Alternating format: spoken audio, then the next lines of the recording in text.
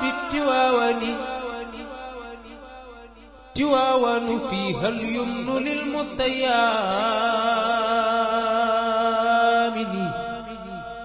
salaamaaleykum mbokki internet yi Sénégal 7 ñu ngi leen di nuyu encore une fois ba tey ñu ngi ci dëkk bu sell bi di Tivaouane tey nag ñu dikk am benn waxtaan ak monsieur le ministre Abdou Ndéné Sall monsieur le ministre ñu ngi lay nuyu. maa ngi leen di fay Sénégal 7 di leen gërëm bu baax ci di ngeen ñëw fi fekk ma sama kër pour defal ma interview. suba incha allah ñuy commémorer la naissance du prophète Mohammed, paix et salut sur lui tey jii en tant que jullit dëkk ci Tivaouane ban yëg-yëg nga am. yëg-yëg bu rëy parce que quand même ñun gàmmu dañ koy lu ñu xam ne dañ koy préparer at la bu ñu jeexalee gàmmu gi rek la ñuy commencer préparer at parce que dafa xam lu bari xam loo xam ne dafa ñu war ci gàmmu gi loo xam ni taalibe yi ak militants yi dañu ciy xaar donc bu gàmmu paree rek dañuy commencer waat di préparer gàmmu bi di xaar 12 mois yëpp ñu koy préparer di xaar mu daal di ñëw parce que quand même dañu doon quand même responsable politique di doon kilifa ci dëkk bi war a recevoir ay gan war a tijji war a defaraat war a tijji vraiment largement suñu kër pour daal di teeru gan yi comme ni ñu ko waxee rek gan moom yomb na muñal parce que quand même 5 jours gàmmu du mu rëy du mu gudd une semaine 7 jours donc yaatal xol yi yaatal dëkkuwaay yi yaatal lépp bu ko defee ku nekk bu ñëwee Tivaouane am fi yaakaar di fi ñëw di gàmmu si pour ñaan mu ñëw fekk fi conditions yu baax def gàmmu ak jàmm ak salaam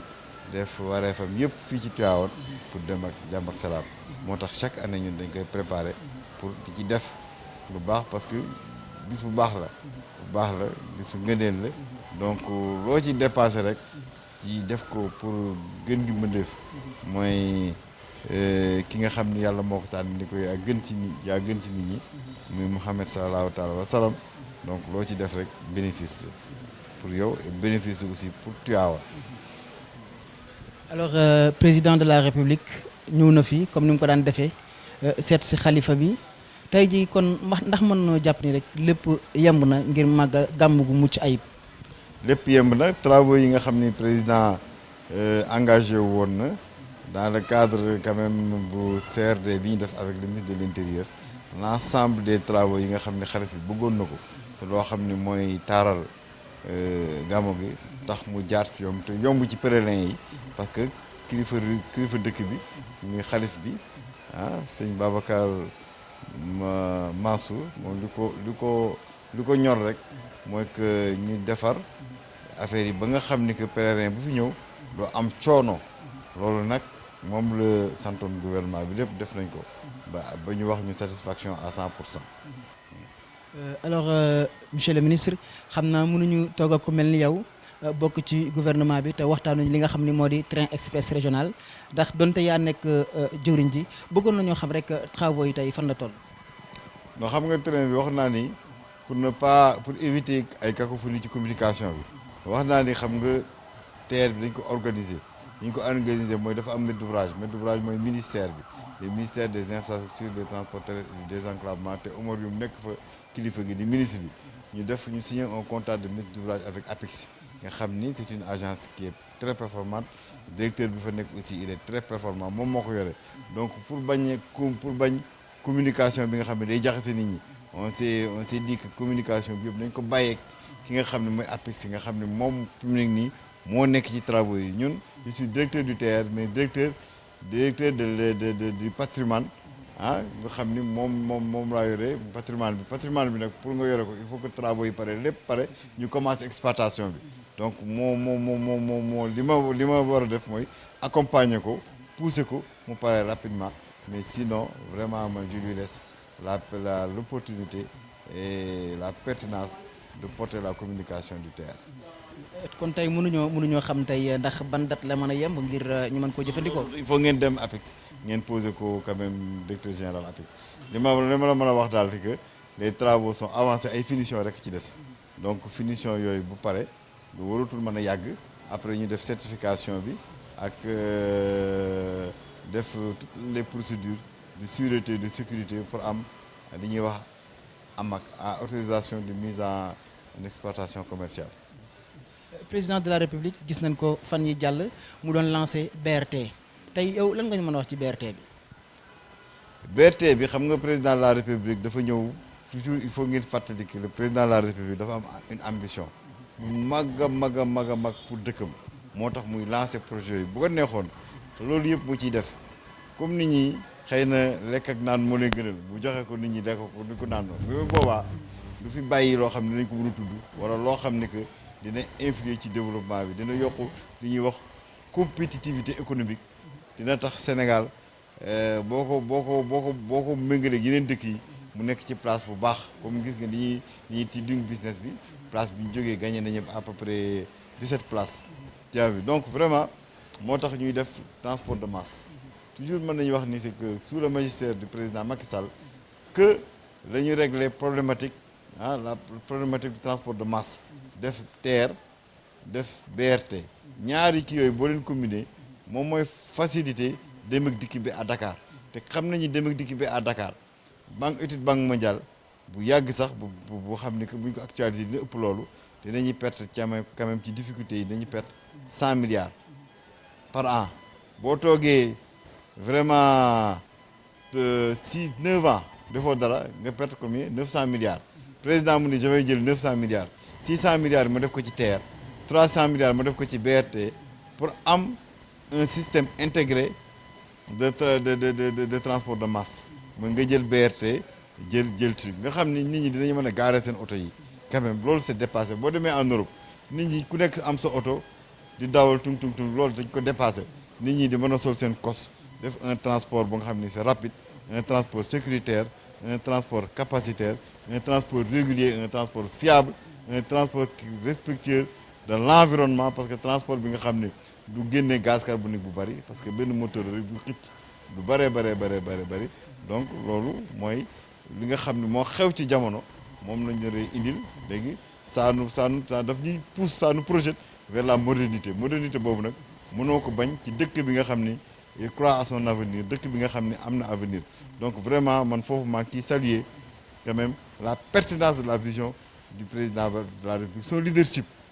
parce que projet yooyu yëpp moom moo ko commencé en Afrique bu ko commencé rek yeneen dëkk yi ay Côte d'Ivoire yooyu yëpp jël nañ ko pour def la même chose donc vraiment leadership boobu nag ñun Sénégalais en tant que Sénégalais lañ ci war a kontaan xam ni loo gis rek ci Afrique projet yu bëri muy autoroute à péage muy PUDC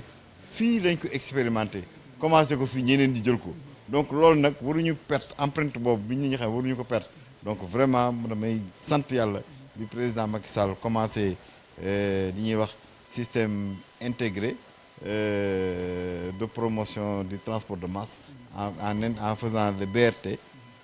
et le truc et le TER nga xam ni que des transports de masse yi nga xam ni c'est pas comme ça c'est après un diagnostic parce que Dakar quand même c'est 0,3% de la superficie du Sénégal ba pare Dakar 25% de la population ñoo fa nekk xoolal 0,3% de la superficie 25% population bi dafa booxante Dakar 66% des activités dañuy ñëw concentré wu Dakar 40 000 immatriculations annuelles de oto ñoo fa nekk donc pour résoudre les problèmes yi nga xam ne ñoo liés au désencombrement causés par la concentration excessive de la démographie de la population des activités et des trafics le président mu ni damay def comme ça c'est un problème structurel damay trouver des solutions structurelles solutions structurelles yi may trouver mooy damay def ay pôles urbains pour décongestionner Dakar transférer des activités en dehors de Dakar boo defee ay pôles urbains ba pare nag il faut nga am un transport vraiment fiable un transport capacitaire un transport moderne bu lié donc le TER sa première rationalité c'est améliorer la mobilité urbaine de la banlieue de Dakar. Sa deuxième rationalité, c'est connecter quand même les pôles urbains là, Dakar et le pôle urbain de Diamniadio. Et sa troisième rationalité, c'est être au rendez-vous quand même du fonctionnement de l'aéroport Blaise Diagne. Nga xam ni 3 millions de passagers. Il faut que ñu am un transport fiable bi nga xam ni dootoo sonn di teel a jël kii nga xam ni di nga xam ne heure bi ngay jël train bi heure bi ngay egg amul benn embouteillage doo soxla yóbbu sa oto nga jël kii bi ci prix bu yomb nga jël sa oto laay dem donc c'est des investissements extrêmement importants qui accompagnent le développement du Sénégal donc bu ñu ko deful dañuy am un retard bu mag a mag a mag a mag parce que échange économie échange ak dem ak dikk bu baax rek moom moo koy ñoŋal. TER bi mën nañ ko méngale ak BRT bi waaye est-ce que tey ji BRT bi ak TER bi même fonctionnalité la ñu am xam nga toujours dañuy wax les facteurs clés projet boo bëggee xam nan lañu mel da ngay xool les facteurs clés de succès ñaari yooyu c'est les mêmes facteurs clés de succès mooy la régularité nga wax ni que chaque 10 minutes oto bi day départ nga xam ni boo ratee benn bi di nga xam ni 10 minutes bi dem la régularité la capacité parce que quand même pour xam ni kii bi mi ngi def 300 000 voyageurs par jour TER bi def 115 000 voyageurs par jour mooy la capacité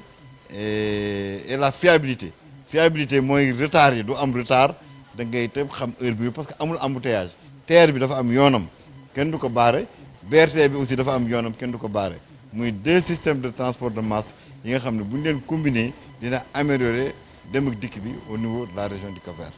mais gis nañ ni TER bi aussi am na ay yéex yu ci am ndax tey ji mën nañu xaar ne ci BRT bi tamit mu mel noonu. non xam nga liggéey TER bi man bu ngeen di appréciation bi c'est-à-dire boo xamul ngay def appréciation boobu le TER dañuy def plan directeur dañuy def planning entreprise yi bu ñuy liggéey dañuy répondre soit un cahier de charge en posant un planning da ngeen ñuy laaj est-ce que planning boobu dañ ci nekk en retard wala nekkuñu ce planning là que les entreprises ont posé nekkuñu ci en retard c'est que ñun ñoo bëgg a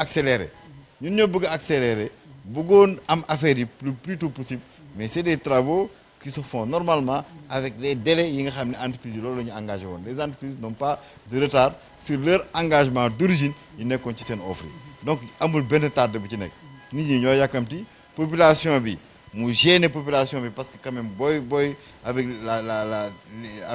la sécurité bi nga xam ne moo war a ànd ak travaux yooyu avec électricité bi nga xam ni 25 000 kVA dafa fort avec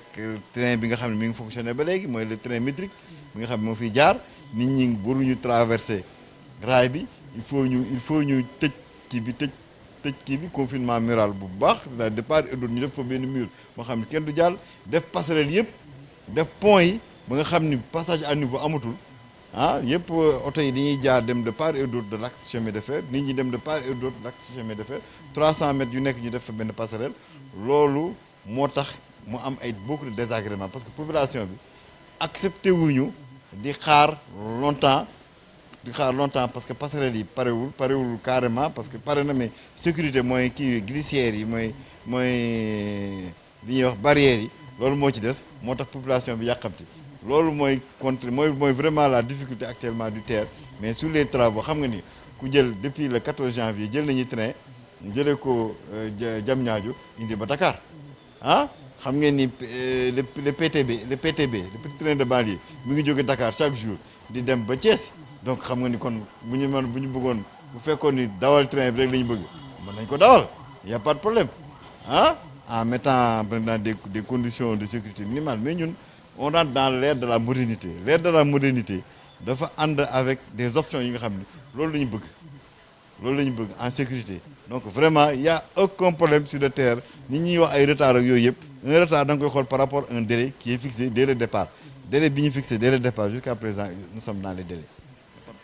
BRT bi